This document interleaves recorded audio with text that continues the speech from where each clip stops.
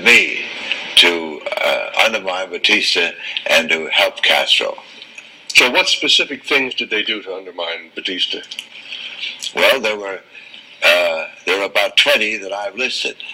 And as I'll give them to you as they come to mind, if you want me to. All right, please do. We'll say one of the main things that was done was when they stopped the shipment of arms in 1958, in March of 1958. Under the MAG program, the United States government was supplying arms to Central America and to Latin America. That was for hemisphere defense. There were 1,980 Garland rifles that were to be shipped. And the Fidel Castro group, the 26th of July movement in Washington, were able to persuade the State Department officials that they should cancel that shipment of arms.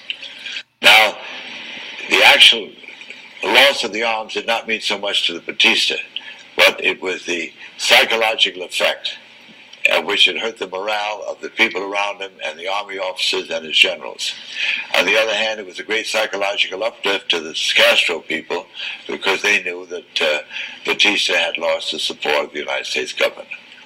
Well, now then, was Batista able to buy weapons from other countries, or did we? Yes, he got his weapons from the Dominican Republic, from Trujillo, who was the dictator at that time in Ciudad Trujillo. And also, the United States asked other countries not to sell arms to Batista. This is really intervention by innuendo. What about other military equipment that he needed? Was he able to get other specific things? What about parts for his military vehicles? No, they also stopped the shipment of parts, airplanes. We sold 15 airplanes, and Batista paid for them. And the State Department canceled it. I call it reneging on a deal. And the excuse was that they could use those planes for bombing the revolutionaries, where they were just plain ordinary training planes. Also, the same thing took place with armored cars. We sold them 20 armored cars, and Batista paid for them, and we never delivered those. Due to the pressure which was put on the State Department by the members of the 26th of July movement, and they had their representatives in Washington, they had a legal representative, and we were also dealing with other emissaries.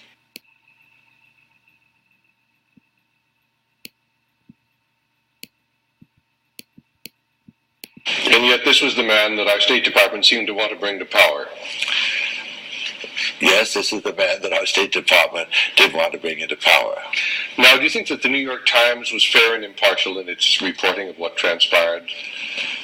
Well, the New York Times was really responsible for bringing Herbert Matthews back to life and giving him the stature that he had. Shortly after the group of 81 men that came from Mexico and landed on the south coast of Oriente with Fidel Castro, which took place in December 1956. Fulgencio Batista released word that Fidel Castro was dead, so the people in Cuba thought he was dead. They paid no attention to him. By gunboats and by Cuban soldiers who met the expeditionary force, most of them were killed. I think there were only 12 men left with Fidel Castro at that time. Fidel Castro knew that this would have to be corrected. So he contacted the New York Times office in Havana and asked that a reporter be sent out to interview him. This would prove that he was dead, and he would also get a chance for an interview. The New York Times received a request from Ruby Hart Phillips, who was the head of the New York Times office in Havana, that they send down a correspondent. They sent down Herbert Matthews. Herbert Matthews spent, I believe, 2 days and 1 night, had his picture taken. The picture appeared on the front page of the New York Times. This all came out in February 1957. And they printed 3 front-page articles that appeared on a Saturday and a Sunday and a Monday, which likened Fidel Castro to Abraham Lincoln and spoke of him as being a political Robin Hood. Those articles gave Fidel Castro stature all over the world and made it easier for him to get money and support.